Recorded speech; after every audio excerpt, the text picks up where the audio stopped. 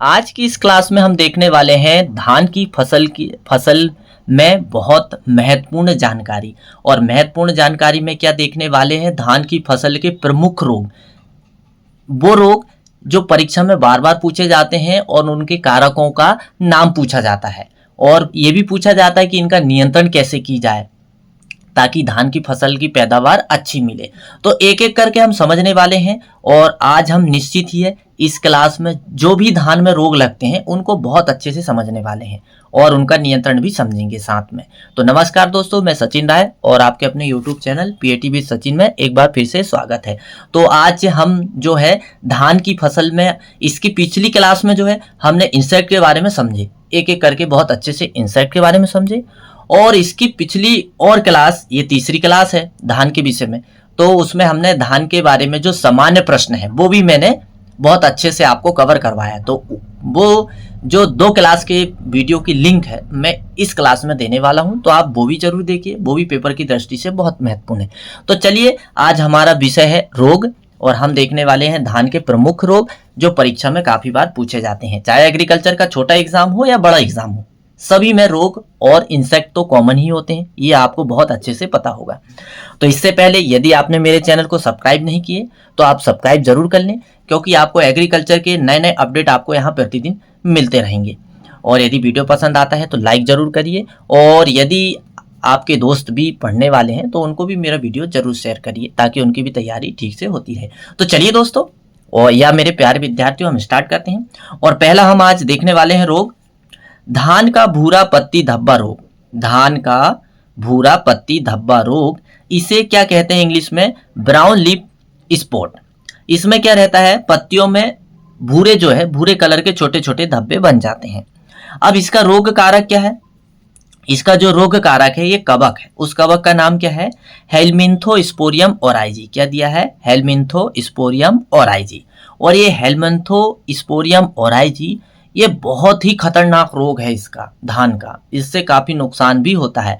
और इसी के कारण एक बार क्या हुआ था, इस बीमारी के कारण 1943 में बंगाल में अकाल पड़ा था। इसी बीमारी के कारण उस समय 1943 में बंगाल में ये रोग इतना भयंकर महामारी के रूप में फसलों में धारण हो गया था, यह धारण फसलों को कर लिया था, पूरी फसल को, धान की फसल को नष्ट कर दिया था। और फसल को नष्ट करने के कारण वहां पर जो है चावल की पैदावार इतनी घट गई थी कि वहां पर जो है चावल की आपूर्ति हो गई थी, तो इसलिए वहां पर अकाल पड़ गया था 1943 में। अब इसके अन्य नाम भी है जो आपके सामने है। अन्य नाम क्या दिया आपके सामने, जो है ड्रेक्सलेरा ओरिजा, और दूसरा नाम क्या है, हालांकि थोड़ा सा बड़ा नाम है तो आपको एक बार बस समझना है। देखो, जितने ज्यादा डिफिकल्ट नेम होते हैं उनको केवल एक बार यदि याद कर लिया जाए तो निश्चित है आप उनको दोबारा जीवन में कभी नहीं भूलोगे। तो आप एक बार मेरे साथ बोलिए, ड्रेक्सलेरा ओरिजा। क्या है, पहला नाम क्या है, ड्रेक्सलेरा ओरिजा, और दूसरा नाम क्या है, कोलियोबोलास मियाविनास। दूसरा नाम क्या है, कोलियोबोलास मियाविनास। तो ये धान का भूरा पत्ती धब्बा रोग के 2 अन्य नाम हैं। तो दोनों अन्य नाम को हमने देखे। अब इसका संक्रमण कैसे होता है, कोनिडिया के द्वारा होता है। इसका संक्रमण कैसे होता है, कोनिडिया के द्वारा। अब इसका नियंत्रण भी हम देखेंगे। इससे पहले, हालांकि ये फफूंद जनित रोग है, तो जो भी फफूंद जनित रोग है उनको सब हम पढ़ लेते हैं, फिर एक साथ उनका नियंत्रण भी देखने वाले हैं। तो चलिए, अगला जो है हमारे सामने धान का जो डिसीज है वो क्या है, धान का ब्लास्ट रोग। कौन सा रोग है, धान का ब्लास्ट रोग, ब्लास्ट डिसीज के नाम से इसे जानते हैं। अब यह धान की मुख्य बीमारी के नाम से प्रसिद्ध है। यह जो धान का जो ब्लास्ट रोग है यह धान की मुख्य बीमारी है। यदि आपको यदि पेपर में ये प्रश्न किया जाए कि धान की मुख्य बीमारी कौन सी है, तो धान, हालांकि बीमारी तो सभी है, सभी नुकसान पहुंचाती है, लेकिन सबसे ज्यादा नुकसान कौन पहुंचाती है, धान का ब्लास्ट रोग। और यह ब्लास्ट रोग जो कारक है वो, उसका नाम क्या है, पायरिकुलेरिया ओराइजी। क्या है उसका नाम, पायरिकुलेरिया ओराइजी। और यह एक क्या है, फफूंद है। अब इसमें क्या होता है, प्रचंड संक्रमण होने पर पूरी फसल विस्फोट से जली हुई हो दिखाई देती है, इसलिए ब्लास्ट नाम पड़ा है। ब्लास्ट मतलब कि जैसे बम फटता है, ब्लास्ट हो जाता है तो कुछ भी नहीं मिलता है, उसी तरह ये बीमारी यदि धान में प्रकोप होता है तो पूरी पत्तियों में धब्बे पड़ने के बाद फटे जैसे हो जाते हैं, ब्लास्ट हो जाते हैं। इसीलिए सबसे खतरनाक बीमारी के नाम से जानी जाती है, क्योंकि पत्तियां फट जाएगी, प्रकाश संश्लेषण की क्रिया नहीं होगी। जब प्रकाश संश्लेषण की क्रिया नहीं होगी तो पेड़ पौधे भोजन नहीं बनाएंगे। अब इसका फैलने का क्या तरीका है? इसका फैलने का तरीका है, यह हवा द्वारा फैलता है। किसके द्वारा फैलता है? हवा द्वारा फैलता है, तथा इस रोग से प्रभावित धान के पौधों में पेनिकल के पास गलन होकर कॉलर रोट या रोटन नेक लक्षण दिखाई देते हैं। पेनिकल यानी कि इसका जो पुष्प होता है, फूल होता है, वहां पर जो है प्रभावित होने पर क्या लक्षण मिलते हैं? कॉलर रोट या रॉटन नेक लक्षण दिखाई देते हैं। तो ये हमने देखा अभी धान का ब्लास्ट रोग, जो धान की फसल की मुख्य बीमारी है। अब हम तीसरी बीमारी देखने वाले हैं, जीवाणु पत्ती झुलसा। तीसरी बीमारी क्या है? जीवाणु पत्ती झुलसा। अब जीवाणु पत्ती झुलसा में हम क्या देखने वाले हैं?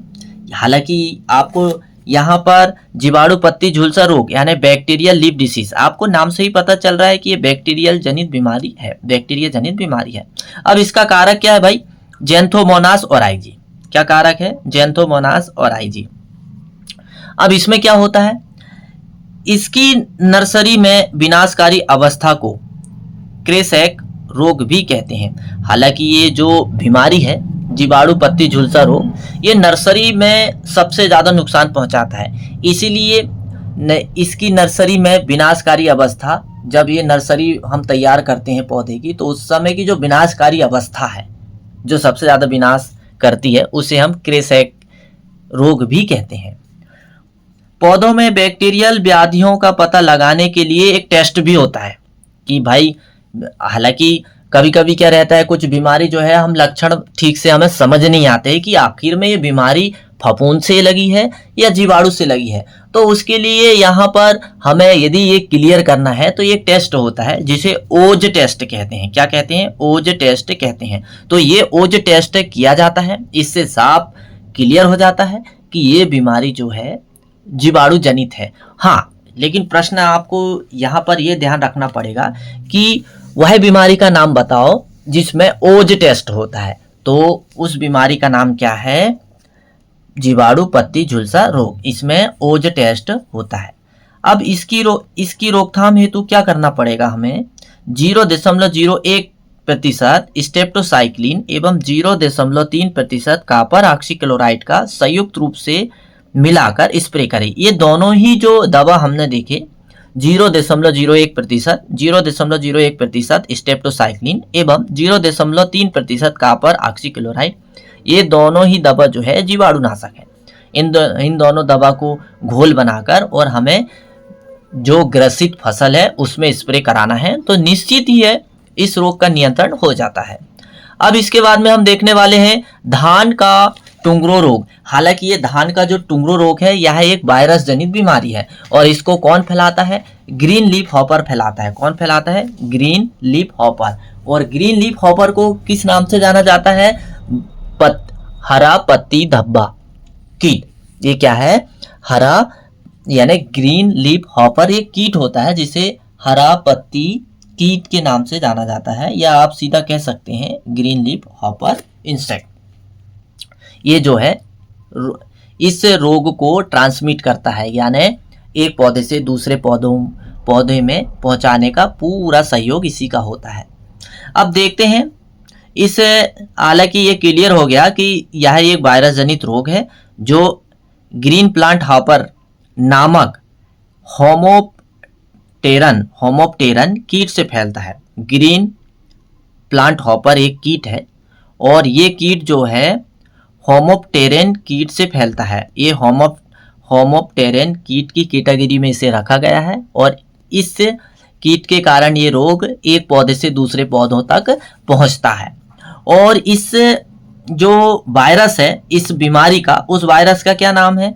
RTSV एवं RTBV, दो प्रकार के वायरस जो है इस बीमारी को जन्म देते हैं।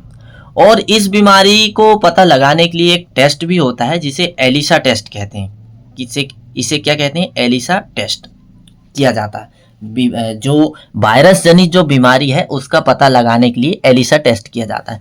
पेपर में सीधा प्रश्न आएगा कि धान के पौधों में वायरस जनित बीमारी का पता लगाने के लिए कौन सा टेस्ट किया जाता है? तो एलिसा टेस्ट किया जाता है। धान के पौधों में जीवाणु जनित बीमारी पता करने के लिए कौन सा टेस्ट किया जाता है? ओज टेस्ट किया जाता है। तो कुछ प्रश्न इस तरह के बनेंगे। तो अभी हमने देखे बहुत सारी बीमारियां जो फफूंदी जनित है, अब हम उनका देखेंगे नियंत्रण। सबसे पहले हम देख लेते हैं कुछ डिसीज और बचे हुए हैं, उनके बारे में हम पहले देख लेते हैं। धान का उफरा रोग। धान का जो उफरा रोग है इसका कारक क्या है? डाइटेलैंकस एंगस्टक नामक सूत्रकृमि। तो ये यदि पेपर में आएगा तो कैसा आएगा कि धान का उफरा रोग किसके कारण होता है? जीवाणु, वायरस, सूत्रकृमि, परजीवी के कारण। तो सूत्रकृमि के कारण होता है।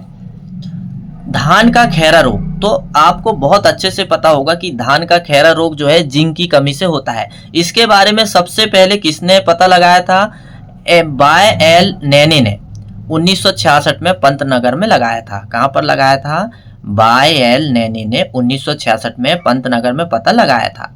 इस रोग के लक्षण रोपाई के 2 से 3 सप्ताह में दिखाई देते हैं। जैसे आपने नर्सरी तैयार होने के बाद खेतों में आपने पौधरोपण किए तो 2 से 3 सप्ताह में आपको दिखाई देंगे, जिसमें क्या होगा? पत्तियां पीली पड़ना प्रारंभ हो जाती है एवं पत्तियों पर कत्थाई रंग के धब्बे उभरने लगते हैं, जिससे पौधों की वृद्धि रुक जाती है। इसके नियंत्रण के लिए 5 किलोग्राम प्रति हेक्टेयर जिंक सल्फेट प्रयोग करना चाहिए। अब जिंक सल्फेट प्रयोग करने का 2 तरीके हैं। या तो आप हर साल धान की फसल लेते हैं उस भूमि में तो आप जिंक पहले से ही डाल दें, या तो फिर आपको थोड़े से लक्षण दिखाई देते हैं तो जैसे ही ऐसे लक्षण दिखाई दे तो 2 से 3 सप्ताह के बाद आप जो है सीधा जो है छिड़काव विधि के माध्यम से धान के खेत में जिंक सल्फेट डाल दें, तब भी जो है जिंक की पूर्ति हो जाती है। तो बस आज की क्लास में इतना ही। तो निश्चित ही है आपको धान के रोगों के बारे में बहुत अच्छे से समझ में आया होगा और साथ में हमने नियंत्रण भी देखे। तो आपको ये क्लास कैसी लगी आप मुझे कमेंट्स करके ज़रूर बताइएगा, और यदि आपको मेरी क्लास पसंद आई होगी तो आप कमेंट्स ज़रूर करिएगा। हालांकि जो है हर दिन हम एग्रीकल्चर का नए कुछ ना कुछ अपडेट पढ़ते ही हैं। पेपर की दृष्टि से मैं कोशिश करूंगा कि ऐसे प्रश्न लेके आऊं कि ताकि आपके पेपर में जैसे कि वैसे ही आ जाए। तो बस अगली वीडियो का आप इंतज़ार करिए। यदि आप मेरे चैनल में पहली बार विजिट कर रहे हैं तो चैनल को सब्सक्राइब जरूर कर लें। तो अगला वीडियो इंतज़ार के लिए, यदि आप मेरा वीडियो देखते हैं तो आपको बहुत बहुत धन्यवाद।